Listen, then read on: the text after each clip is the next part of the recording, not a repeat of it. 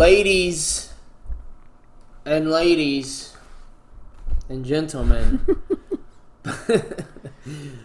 Pod 19 of the Overkill Podcast, baby. Yeah, I said podcast twice. Come find me about it. All right. I am trying to get off the nicotine pouches. Okay, so I'm tweaking. It's fine. Oh no. I'm a little agitated. I'm Mennonite, and I'm here with your boy Kirby DK10. Did my guy cut off? Yeah, I didn't hear you the first time. I'm Kirby DK10. I don't know. Oh, oof. All right. Epic technical difficulties. I love that for us. Well, I'll try to fix it, gamers. Well, I can hear you now, so. Yeah. Anyways, I guess we'll get into it.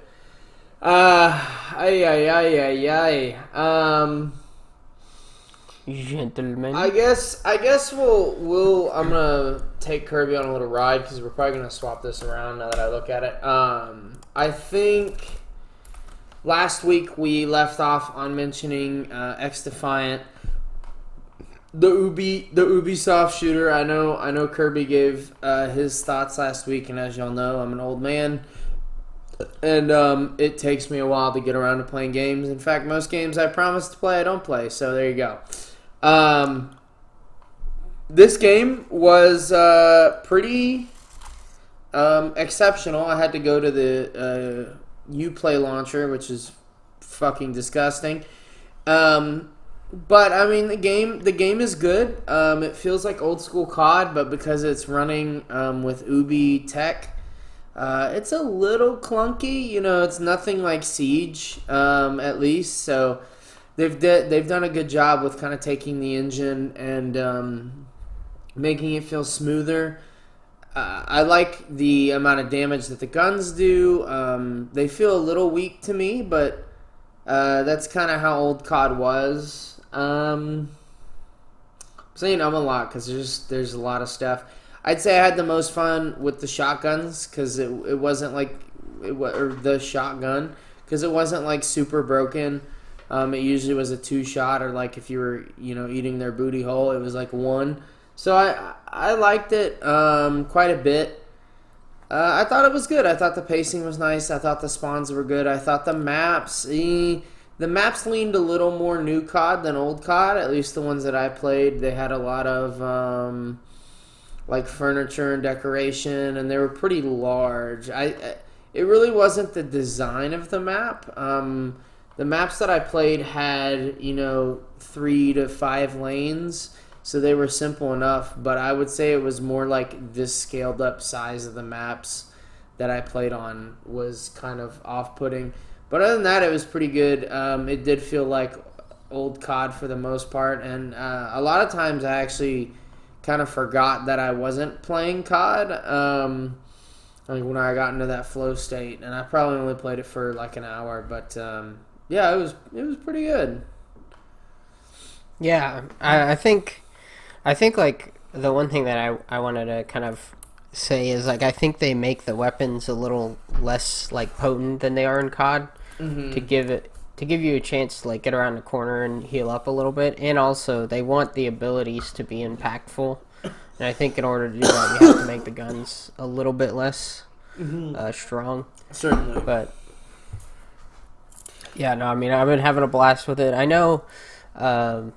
So how did you personally like the rate at which you were leveling up the guns? Because I feel like the only problem I have with X Defiant is like I feel like the weapons level up a little too slow. Yeah, so there were a couple things. I used the operator that I thought I would like the most and enjoy the most, which was the one that sends out the like UAV wave, or they kind of do like a pulse. They do a few pulses to like basically mark people on the mini map. And I picked that character because I thought, oh, it'll let me level up pretty quickly.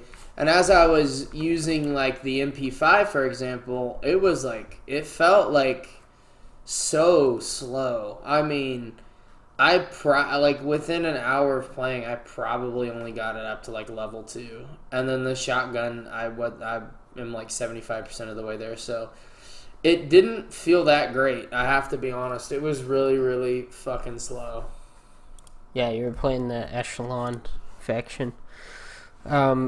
Yeah, I believe you were also playing during a double XP weekend, but I could be wrong. Oof! If that's the case, that's fucking horrendous. Yeah, I think you were playing either on Monday or Tuesday, which I think they ended the XP weekend on Tuesday, but like midday ish. But yeah, yikes.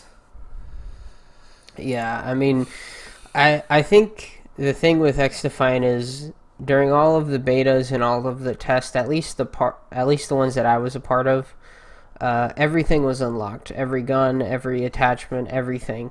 So you could use it as soon as you got in the game, and you got to get a feel for like what everything was going to be like whenever you unlocked everything.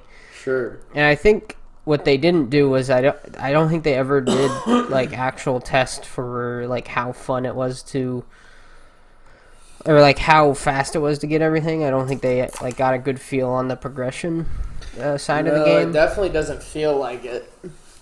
I mean, it is one of those games where like I think it's so fun that I can get over the fact that it takes so long to get stuff, but yeah. Yeah, I mean, I can forgive it for that. It just is. It's kind of brutal. And as someone who doesn't have a lot of time, I don't know. I mean, I wasn't planning on like getting super into it anyways. Maybe playing it occasionally, so it didn't really matter too much. But it does kind of suck how long it takes. But yeah, I fully agree. I mean, the game is good enough where I don't think you would notice. Well, you would notice, but I don't think it would be a killer, you know? Mm-hmm. But yeah, that's kind of some thoughts on XDefiant now that we've both played it. Is there anything else, or you think we should move on? I think that's enough. Yeah, I think that's enough. Said our piece about the game. I think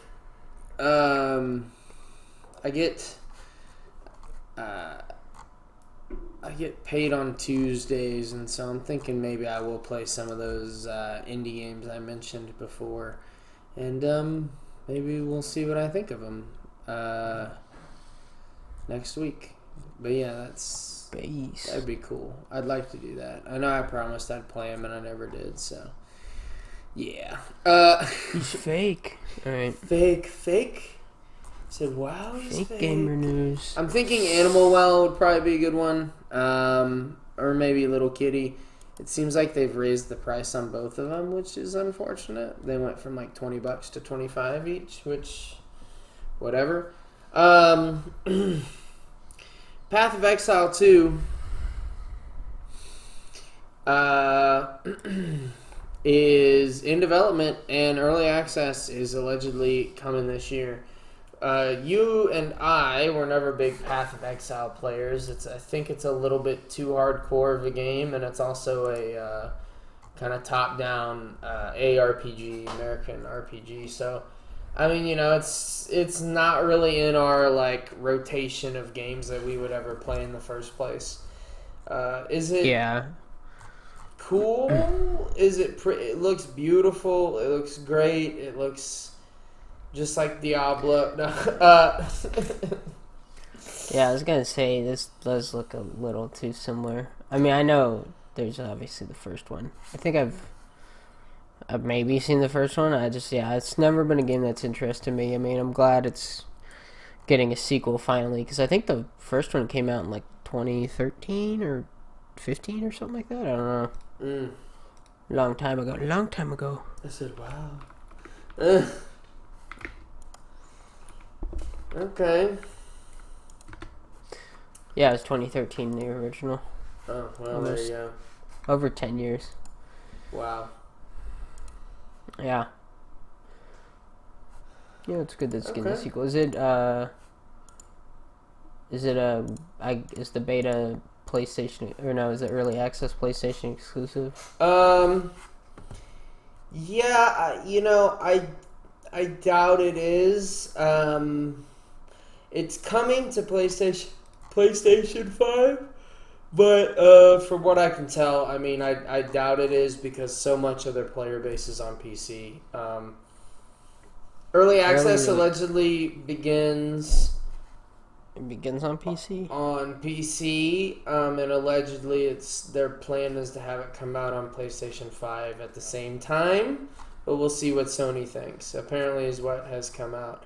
I doubt they would ever. I doubt they would ever screw over their PC player base. I mean, we've seen companies do stupider things, but PoE is almost strictly speaking a PC game, so it would be very, very, very foolish for them to do that. But I don't know. It looks great. I guess while we're here and while I'm remembering some games that I was looking at on Steam. There's a game I played that came out like 3 years ago called My Friend Pedro by Devolver Digital. You get 2 handguns and you get like a frying pan and you can like bounce it off of the frying pan at different angles and slow down time and do like cool flips and you like ride a skateboard on some parts. It's a really good game. And then I'm looking at this game Pepper Grinder that was also published by Devolver Digital that looks like a great platformer. And I just had this revelation while I was looking at Path of Exile. So if y'all have time, I go look at them. They look very pretty. I might get Pepper Grinder instead, but it looks very, very, very pretty. And Devolver always releases fire. But yeah, I guess we can move on. There's not too much to the Path of Exile story, so yeah. Yeah, I mean, I doubt they would screw over their PC player base, but no, that'd be pretty foolish. They could pull Ubisoft, so I don't know. I mean, they could. They could do anything they want, really. If they feel like it. Yeah. I think it would be foolish, but Speaking of indie games, this Paper Trail game, we were looking at it before we started the pod. Yeah. I don't know if you watched parts of the trailer. It has. Looks like you unfold paper and you build bridge. You can build a bridge at least on this one part. Yeah, so it's kind of like a puzzle game. From what I gather, it reminds me a lot of like a Baba Is You, and I know you probably don't know what that is, but this is it's done with a 2D paper art style, kind of top down. And you play as this little girl with her family. And yeah, you kind of can fold the screen in different ways to essentially, solve puzzles, really. But it looks really, really cute. It has the whole game has this blue and purple hue. Right here I'm watching a part where you're having to fold. So it's interesting because the screen is like a paper laid out and they're rolling the paper around to try to get the main character to sleep. There's a part where you're right where you fold the paper in to make a bridge. It's kind of interesting. Just I don't know. It looks really, really cute. Yeah. You make a summoning circle with a deer by folding the paper over, and you can a lot of it is folding the paper is what it appears to be, or rolling it in various shapes and angles. Huh. From the corners, from the edges. It looks cool. I'd probably pick it up if it's not super expensive. Maybe $15 or something. Just looking at it, I can't imagine it's very long, but it looks really cool. Yeah, kind of oddly reminds me of it's like a dark Paper Mario, maybe. Does it? Yeah. In a weird way, but yeah. Mm-hmm. Yeah, it doesn't have it has the 2D paper art style, but with none of the styling of Paper Mario. Happy Mario. Happy Mario. Oh damn. All right. Bruh. Well, I threw a pillow in it. Yeah. Oh. I guess. I thought that was one of our kitty cats. No. I guess you can take the lead on this next one here. Yeah. I have some pretty intense thoughts on this one, but I think ours are going to be the same, so I don't know. Yeah, this is a pretty rough one, boys. Trigger warning. The parents and victims of the Uvalde school shooting sued Activision over basically because the shooter played Modern Warfare 2019. Yes. And he purchased the same firearm that was in the video game. And they're connecting this, I guess, because he played the game. I don't know. It's one of these, video games cause violence sort of lawsuits, and boy, here we go again. Yeah. It's fucking crazy to me. I mean, I can give a take on the Uvalde shooting too, or how the police response was, at least, because I remember. Obviously horrible. Yeah, I mean they called. I think the police were there fairly quickly, and then the they were police. Fast for once. The police proceeded to wait like an hour until their commander gave them an instruction to actually go in. Oh gosh, that's fucked up. Yeah. Yeah, I mean, they could have stopped it faster, but they just didn't. But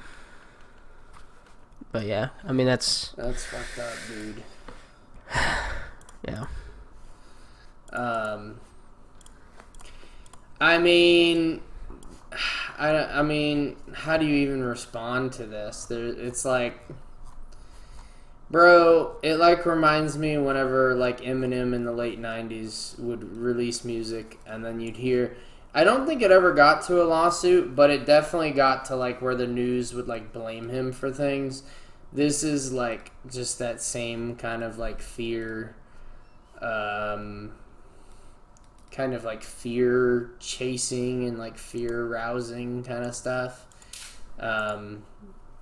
Just to get just to get parents fired up and people fired up. I have a sneaking suspicion that this is more of a personal vendetta that the parents probably have against games in general, and then because their child was affected, they committed even further. There's not too much on the story that I was able to find. There are lots of guns that I've seen in CODs, and that I would buy, but it's not really my. I don't see the relation. This just seems like a waste of funds. I don't even know how they got funds for this. They were filed in California and Texas. Why? I said, why? Oh, because Activision has studios in California and Texas. Oh. Well, yeah, and I guess, the shooting happened in Texas, so I guess. What a waste of, court time.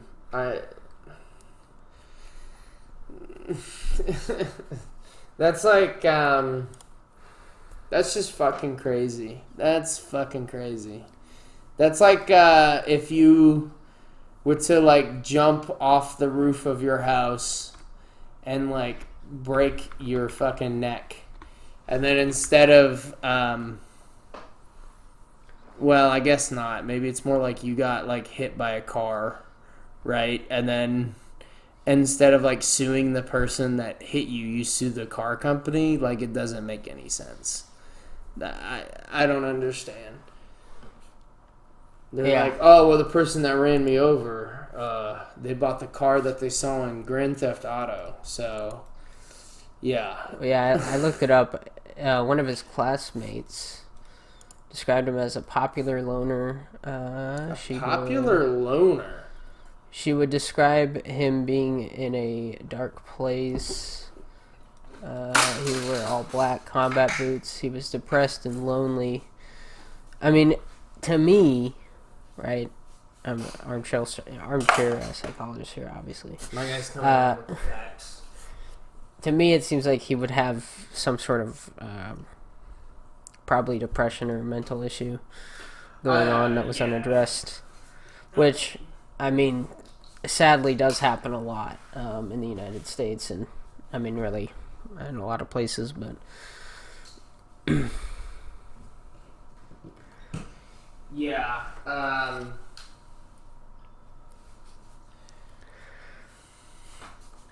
Yeah, I don't know. This is a big topic for a podcast like this to take on, but all we can say is that the lawsuit with Activision is retarded, to say the least. yeah. It doesn't seem like a good use of anybody's funds, so... Yeah, I mean, millions of people play these video games, and, like, what, 0.001% do stuff like this? Yeah, I mean, most people. Less, I don't know. Yeah, I mean, it's a very small percentage, but I mean, I do.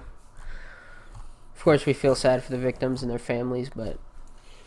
I mean, yeah. I just don't know. I don't know why you would file a lawsuit against Activision.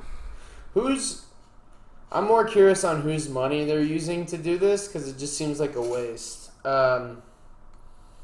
And, this is, like, completely counter to all of the studies that we've seen that, games, especially violent games, actually help with violence overall and, like, anger issues overall.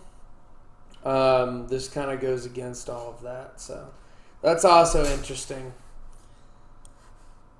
I mean, of course we feel bad for the families and the kids. This is stupid.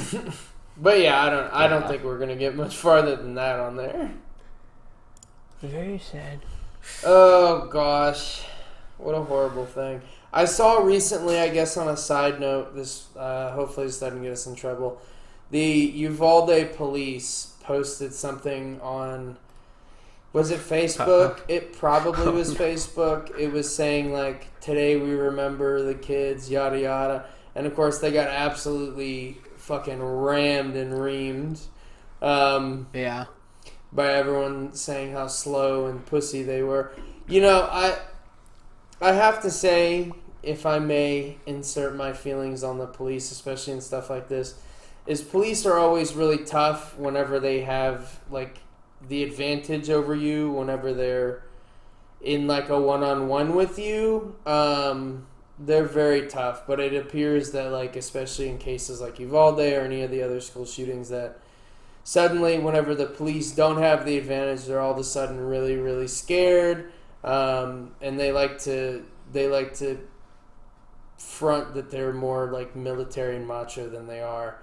But whenever push comes to shove, it takes them an hour to enter the school. So yeah, it's interesting.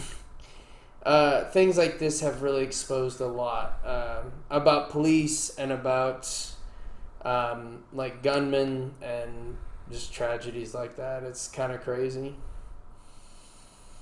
Yeah. I mean, I don't know. I feel like I know a lot of teachers that probably would be more courageous than some of the police officers that took an hour to respond. Yep. What I'm saying is, arm the teachers. I said, well, give them guns. That'll trigger a lot of people. They should give teachers shotguns, obviously. Yeah, I think there was even a study that showed, like, even if you have, like, a resource officer, like someone who's trained in police work and is, like, in the school every day, even having one of those doesn't stop school shootings. Of course it not. Doesn't affect anything. You think that resource officer is going to do fucking shit? But, I mean, he's just going to run out of the building, too. I mean, You know, the one that we had at our high school, I don't know if it was the same one for both of us, but he was a sweetheart, and he'd go around and just talk to you and chill with the kids. I know a lot of those resource officers just kind of exist to be dicks and get kids in trouble, but like honestly, both scenarios are pointless whenever it comes down to something like this. So they're both, you know, types of like resource officers pretty pointless. So yeah, I don't know. Yeah. Well, that's why I say, I mean, I don't know. I mean, I feel like definitely having some like teachers that can pass a mental test. I feel like should be able to have a weapon. Maybe not like carry it around the school, but like maybe I don't know. Maybe keep it in like a lockbox or something. Yeah, 100%. Anyway. I guess we'll move on. Like I said, I didn't think we were going to get very far with that either, so. Yeah. Well, boys, another Ubisoft moment. Rainbow Six Siege, they announced that Recruit is becoming two different operators. I think it's like Striker and Defender or something. I don't know, whatever the names are, but as well as with this Year 9 Season 2, they're also adding a subscription model called the R6 membership.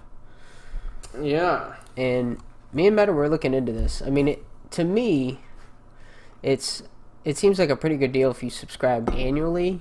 But if you do it per month, I don't think it's that worth it because it's $10 per month or $80 annually. So you save $40 if you just pay for it outright. I mean, yeah, it's definitely not. I mean, you know, I think you have to make your own value judgment, but because it's hard to tell because all this is kind of like, what is that called? Like framed, you know, like how like a Bravo pack or like the cosmetic pack is like set at like 500 R6 credits because of how this game works or whatever it is, because of how this game, like how gaming works and pricing for things, it's really hard to judge like if this is worth it. I mean, yeah, is the battle pass inherently worth it? Not really. It's always just like an operator and cosmetics. It's cheaper just to like spend the $5 and buy the op yourself, right? Like, and fuck the battle pass. So I mean, even now, I don't know if the battle pass is only worth it if you value the cosmetics and you probably earn back your R6 point coins. Yeah, if you like complete it. Yeah. So the same thing kind of exists here is like, you know, if you're a hardcore player of Siege and you were going to buy all 4 battle passes anyways, that they have a year, which is what, $10 minimum, so $40. You have to ask yourself if every month is it worth it to get like an epic skin bundle, right? Where they give you like probably, let's be real, it's essentially going to be a recolor of like another skin, like they're showing off an ash one here that's like cyan. And then they give you a Bravo pack, and they give you 10 times levels on the Battle Pass, and you get all the Battle Passes. So, is it worth it for 12 epic bundle skins, 12 Bravo packs, and 120 Battle Pass levels? Or, no, sorry. Yeah, 120 Battle Pass levels, if it's monthly, which is 30 a pass. Is that worth it? Is that $40 worth it? I don't know. Oh, and they give you they said they give you, what is it? Is it one legendary skin? For just something, like it might be a gun, it might be an op, it might be... And you get one legendary skin every month? Is that how that works? Yeah, a limited time legendary item. Okay, so you get sometimes 12... animated. So you get 12 legendary random items, whatever that could be. To be honest, I mean, look... A lot of the legendary stuff, it looks like shit anyways. So, I mean, you know, it's whatever. It's, you know. You have to make that judgment. If you were gonna buy the battle pass anyways, and if you play Siege frequently, like we do, I think it's probably worth it. Like if you're playing Siege, to me, I think like if you're playing Siege like 3 times a week for like an hour, it's honestly probably not horrible. I mean, you probably won't finish the battle pass, but you'll get mostly through it. I mean, It all depends on the value to you. Yeah, I think they mainly came out with this because I think they're trying to compete with, like, I want to say, I think Overwatch did this, or there was another game that did something similar to this. Fortnite where it was. Oh yeah, Fortnite. That's right. Yeah, the like Fortnite Pass or whatever it's called. Yeah, which I never thought was bad. I think the Fortnite one might actually be more value. Yeah, I might be wrong, but once again, it's all nebulous because they set the value for everything. So, yeah, I mean it's like really nothing has value. And like none of this has value if you really think about it. Other than like the new op, right? Everything else is just like unnecessary. Yeah, that is deep. It is. I mean, I don't know. I'm not like opposed to it. I don't think it's horrible. I mean, you can still just spend. Yeah, I think this is kind of gamers being gamers, but I'm kind of surprised we have this take, but you could still just spend the $40 a year on all 4 battle passes and still get this, which in a way is a subscription, if you think about it. This is like the premium version of that subscription. Oh yeah, I mean even then you could, if you wanted to, you could buy the what is it, like the 20 tier skip version of the battle pass for like 25 or whatever, or 24 or something. I don't know, whatever it is, or like 20, whatever it is, and pay like around 80 anyways, and get 20 tier skip. So it's all really relative. It depends on how much are you going to play the game.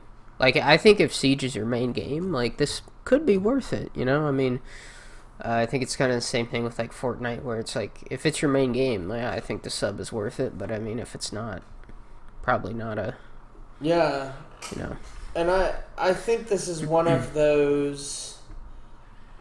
I think this is one of those instances where we have like pretty good understanding of this because we play a lot of Siege. Yeah. I think this is actually, you get the battle pass, you get the operator voucher or whatever to unlock whatever op you want, and you get the battle pass, so you're essentially getting 2 ops. Honestly, I mean, if you have started playing the game recently, this isn't bad value. I don't know if you only get 1 operator. So it's 4 operators a year basically because you only get 1 or you only get 1 for every battle pass that comes out. Or no.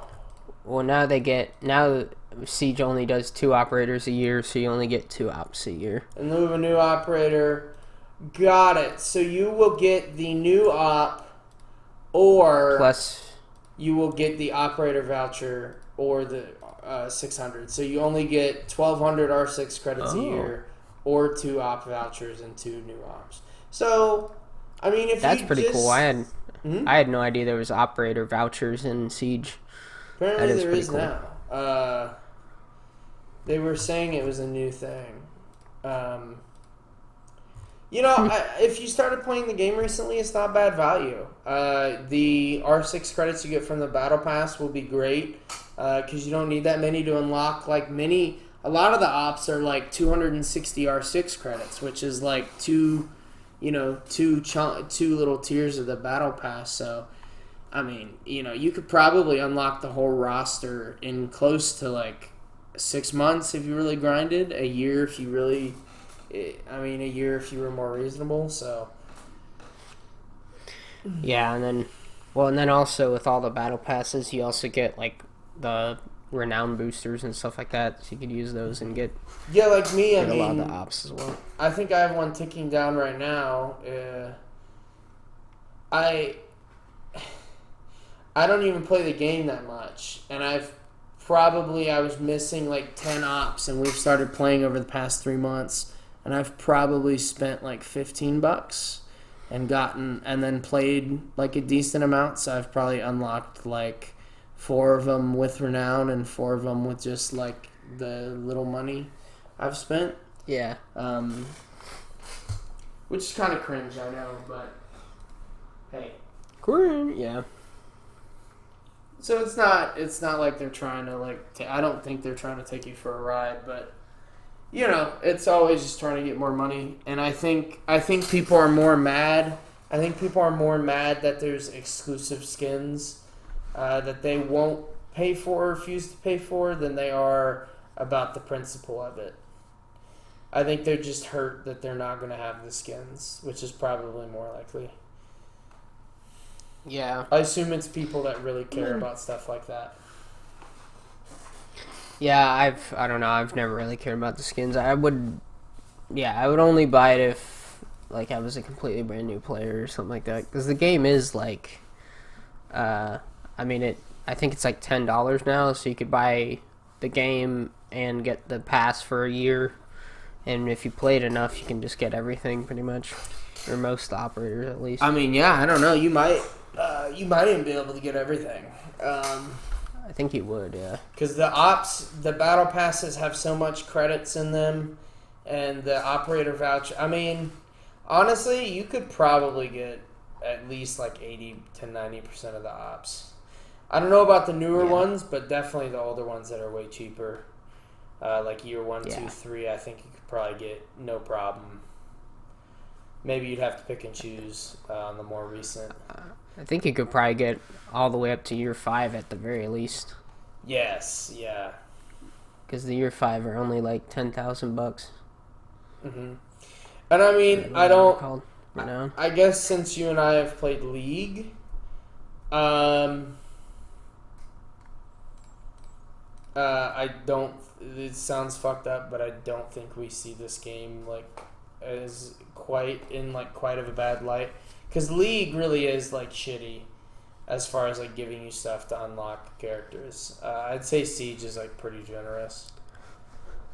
Oh no, yeah, League you have to play like 10 games to unlock one operator, and whenever I say 10 games, I mean 10 excruciating long games. Mm-hmm. Siege games are like 10 minutes, 20 minutes at most. Oh yeah. Maybe 30 if you're like ranked. If you're playing ranked and you get all the way to like 9 rounds, But yeah, I mean I don't know. I've unlocked. I think a majority of the characters I've unlocked with just renown in Siege. Nice. Well, yeah. I think we've beaten that horse to death. No, yeah, I don't think it's that big of a deal. Maybe a few years ago I'd get really angry, but I don't really care. The skins in Siege suck anyways. Just honestly, I think that is part of it too, because like if the skins looked better, I might care a little bit more, but I don't think I'd ever get mad. It's just Siege is so like ugly with their skins. Yeah. Yeah. And my chair creaking is just beautiful. Anyway. You want to talk about our next story? Sure. Our next story about GTA 6, CEO of Rockstar says the world is in a different place than it was when we launched GTA 5, and the sequel could be unmatched in the industry. He was kind of saying that GTA 5 was competing with Call of Duty at the time as far as being the largest one, but he kind of subtly hinted, and there were other titles too, but he kind of subtly hinted that A lot of those bigger titles haven't been doing as well.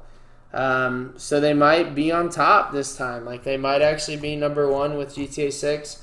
And, of course, I think the content in GTA 6 is going to be very controversial as time goes on. People are a lot more sensitive than they were when our GTA 5 came out. Was it 10 years ago? Yeah, it would have been 2013. Yeah, I mean, the world has evolved a lot politically. I mean, things have gotten a lot more divided, so I don't know. I think this game, I don't know. I mean, with it having a female protagonist, I feel like they might go a little softer with kind of, like, the political stuff. But I don't know. I mean, every GTA game has been pretty, like, divisive, and pretty, spicy whenever it comes out. So yeah, we'll have to see. We will. I don't know. I mean, to me, the CEO, he says the big and better only get big and better. It's just like this is just CEO talk. I don't know. Yeah, I mean, it's. We'll have to see. I mean, I've always thought that. I've always thought the gaming industry is more like whenever AAA games are doing good, the indie developers are also doing good.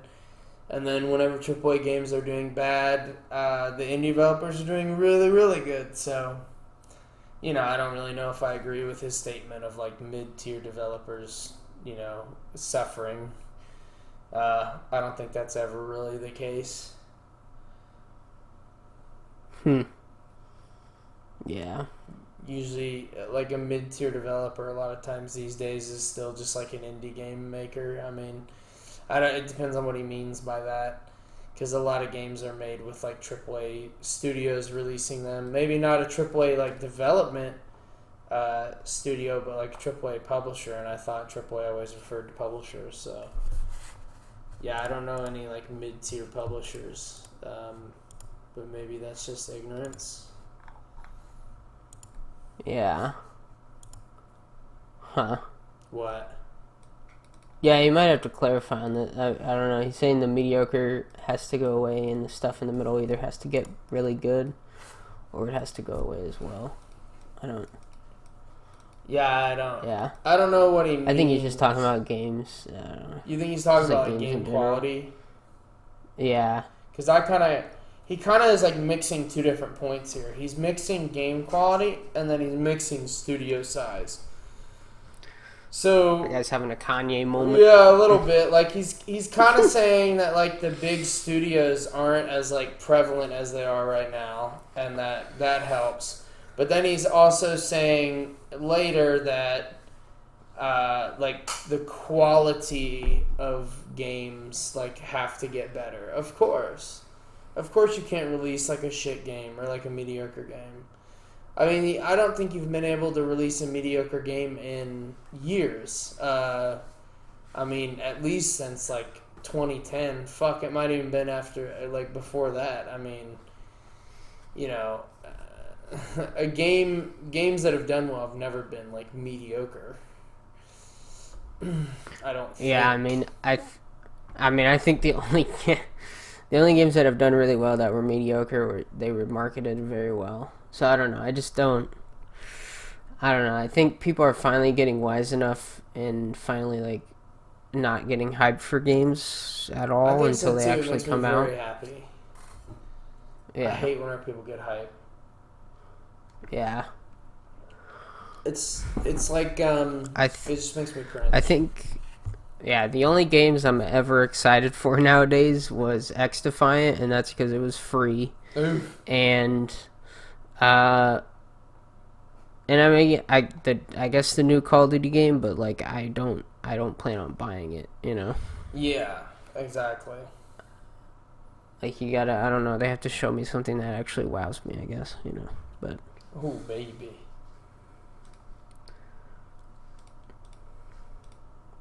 But yeah, we'll have to see. I mean, GTA 6, I will say that the launch trailer did look pretty nice. It did. Hopefully it won't go woke. I don't know. Let's see. Speaking of woke, though, God of War Ragnarok coming to PC. Oh, baby. Finally coming to PC. This came out, I believe, on the 28th.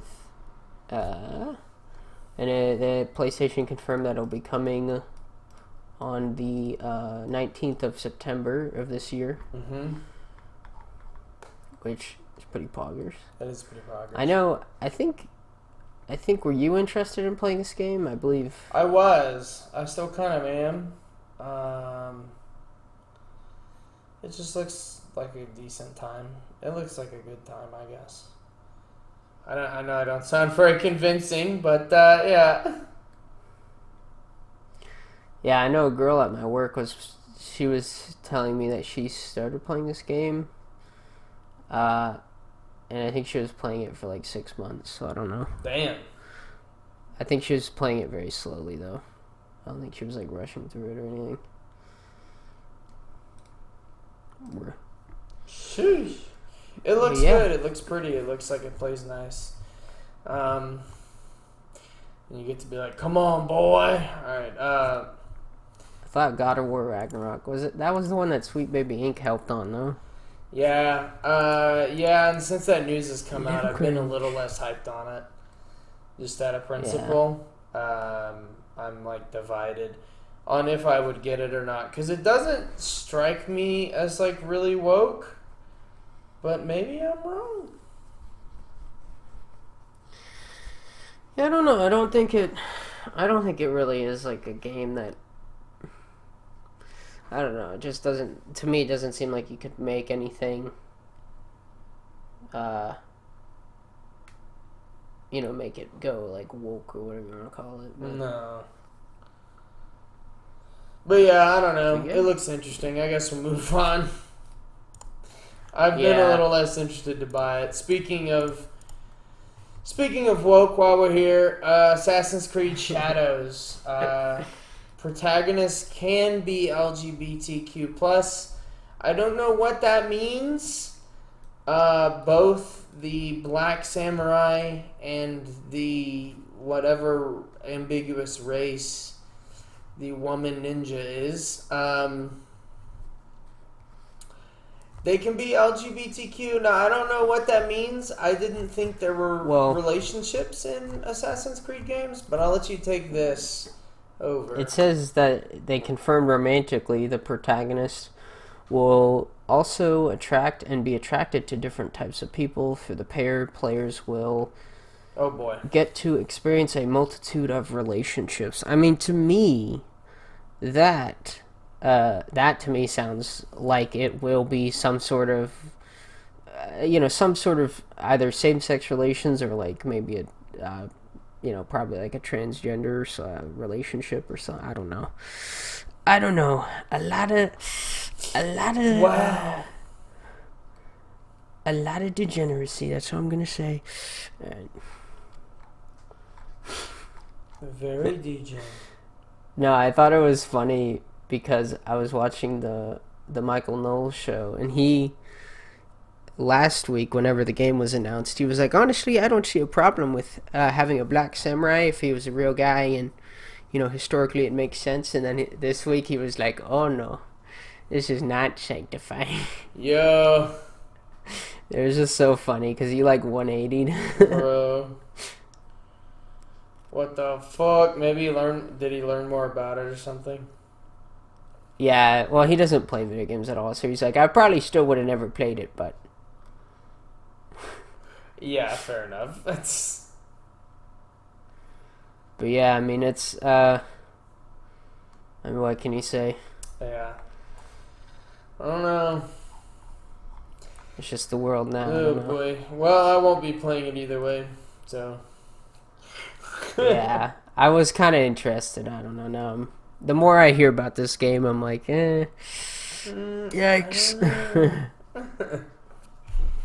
I'm definitely gonna just take this one because I don't know anything about this guy. I would rather play Sekiro. So true. Sekiro's in Japan, right? It's a samurai game. Yes, it is supposed to be based in Japan. Well. Lastly, to end off this based podcast, I'm gonna go. I just wanted to shout out this this website that I found randomly. I was just looking because me and Meta we've been becoming a little more religious, and we've been going to the Catholic Church, of course. And I thought we'd shout out these guys at the Catholic Game Reviews. They did a Tekken 8 review, and I thought it was actually an interesting read because he goes through and he actually compares like the story, and he compares it to some other games. And he gives, Tekken 8, he gives it a 92 overall, and then okay. He gives like a parental warning on the game. Well, yeah. And then I like this bonus section, Devils in the Detail, and he sort of talks about like the devil gene and sort of yeah, he goes like he gives some Bible quotes about the devil gene. Whoa. How Satan can drive out Satan. Whoa. Jesus famously.